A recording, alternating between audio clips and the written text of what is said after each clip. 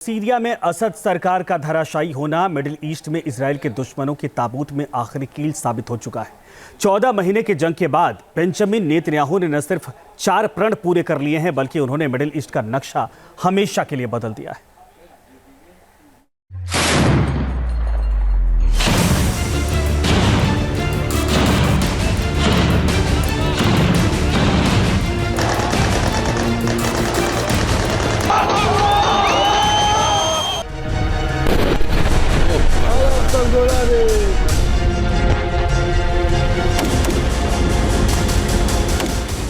8 दिसंबर 2024 दुनिया के सबसे बड़े जंगी मैदान में तब्दील हो चुके मिडिल ईस्ट का रुख मोड़ने वाली तारीख।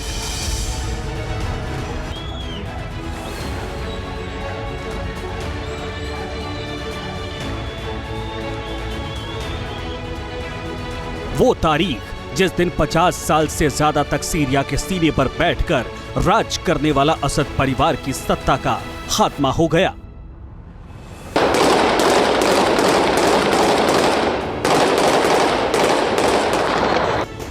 इस तारीख को ही सीरिया में 13 साल तक चले सिविल वॉर का अंत हो गया।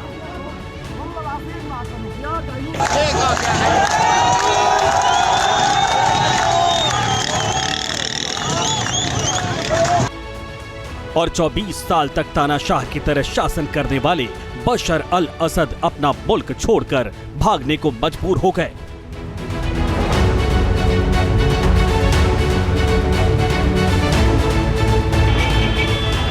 पिछले 10 दिनों के दरमियान सीरिया में विद्रोही गुटों ने असद सरकार के परखच्चे उड़ा दिए।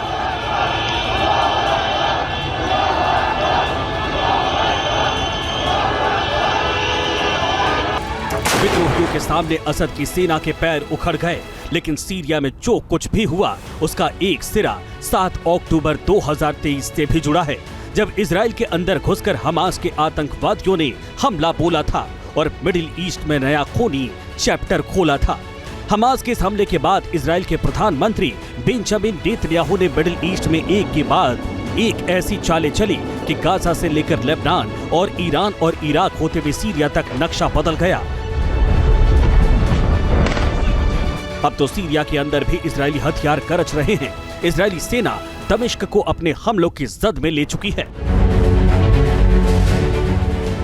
इन 4 तस्वीरों में वो 4 तारीख है जब नेतन्याहू ने अपने दुश्मनों को नेस्ते नाबूद करते हुए मिडिल ईस्ट का चेहरा बदल दिया। ये 4 तारीख पिछले 3 महीने की कहानी है। 27 सितंबर को हिजबुल्लाह का सबसे बड़ा मुखिया बेरूत में सुरंग के धमाके में मारा गया। 16 अक्टूबर को हमास का मुखिया याहिया सिनवार को ढेर कर दिया गया। 26 अक्टूबर को नेतन्याहू ने ईरानी हमले का बदला लिया और तेहरान को हवाई हमलों से दहला दिया। उसके बाद 8 दिसंबर जब सीरिया को असद के पंचों से छुटकारा मिल गया। असद के सीरिया से भाग खड़ा होने के बाद नेतन्याहू ने मिडिल ईस्ट में हुए इस तब्दीली का क्रेडिट लेते हुए एक बयान दिया। 9 अक्टूबर 2023 जंग छिड़ने के 2 दिन बाद मैंने कहा था कि हम मिडिल ईस्ट की सूरत बदल देंगे। ये हकीकत है कि पिछले साल हमास के इजराइल पर हमले के बाद नेतन्याहू ने जो प्लानिंग की थी उसका नतीजा सामने है। हमास की गढ़ गाजा पट्टी में इजरायली सेना को नेतन्याहू ने खुली छूट दे दी। गाजा के रिहायशी इलाकों में मौजूद सुरंगों में घुसकर इजरायली सेना ने हमास को मटिया बेट कर दिया और हमास के चंगुल से अपने 117 बंधकों को छुड़ाने में कामयाबी हासिल की। इतना ही नहीं, पहले तेहरान में हमास के पॉलिटिकल चीफ इस्माइल हानिया को मौत के घाट उतारा। उसके बाद हमास मुखिया याहिया सिनवार को खत्म कर दिया। नेतन्याहू ने फिलिस्तीनी इलाके में ही हमास को घुटनों पर लाकर खड़ा कर दिया।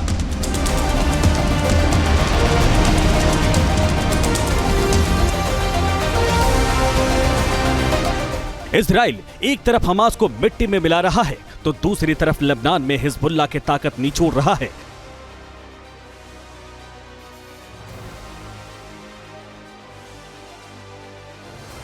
हसन नसरल्लाह के मारे जाने के बाद नेतन्याहू का हिजबुल्लाह प्लान भी कामयाबी की ओर बढ़ता नजर आ रहा है। लेबनान के अंदर हिजबुल्लाह का पावर सेंटर पिछले 2 महीने के ताबड़तोड़ इजरायली एयर स्ट्राइक में धराशायी होने के कगार पर पहुंच चुका है।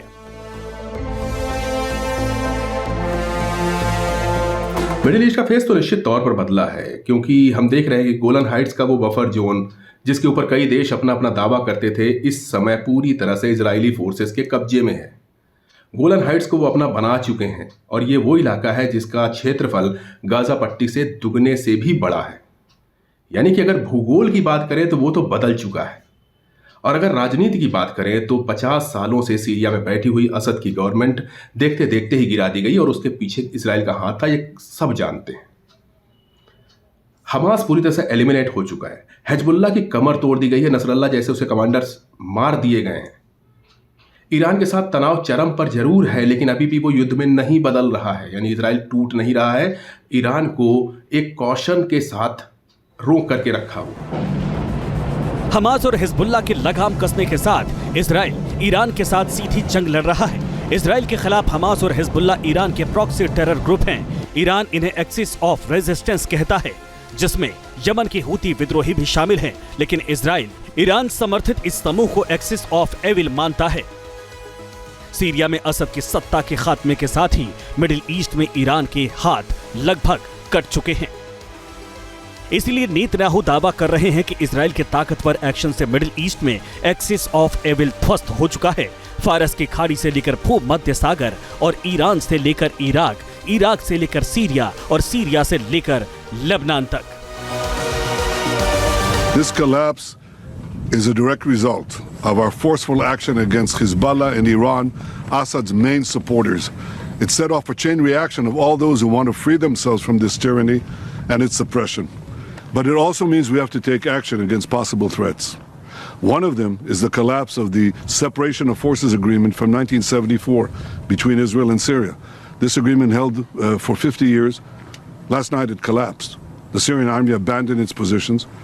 We gave the Israeli army the order to take over these positions to ensure that no hostile force embeds itself right next to the border of Israel. इस वक्त इजरायली फौज सीरिया पर लगातार हमले कर रही है। नेतन्याहू की सेना का खौफ दमिश्क के ऊपर मंडरा रहा है। ये तस्वीरें दमिश्क के दहलने की है। इजरायली सेना ने सीरिया की आर्मी के हथियार डिपो को उड़ा दिया है। सीरिया की ये तस्वीरें तस्दीक कर रही हैं कि मिडिल ईस्ट में नेतन्याहू का प्लान कारगर साबित होता दिख रहा है। इजराइल का भी इसमें एंगल जब सामने आया तब सबकी आंखें खुल गईं, और वो देश जो इन विद्रोहियों को सपोर्ट कर रहे थे आज काफी हद तक तटस्थ भूमिका में दिखाई दे रहे हैं। सऊदी अरेबिया कुछ नहीं बोल रहा है, यूएई बिल्कुल शांत बैठा हुआ है, कतर से भी सिर्फ संदेश थोड़े बहुत आ रहे हैं, ज्यादा वो भी खुल नहीं रहा है। यानी कि जो स्ट्रेटेजिकल पॉइंट ऑफ व्यू है वो ये कहता है कि मिडिल ईस्ट के अंदर जो एक आम राय हुआ करती थी सीरिया को लेकर के, गाजा पट्टी को लेकर के, वो सब अब टूट चुकी है। बेंजामिन नेतन्याहू ने एक साल के अंदर मिडिल ईस्ट को बदल कर रख दिया है और इस इलाके में ईरान के हाथ पांव बांधकर जंग की सीरत ही बदल डाली है। Team news nation. News nation अब व्हाट्सएप पर खबरों की ताजा अपडेट के लिए न्यूज नेशन के इस क्यूआर कोड को स्कैन करें।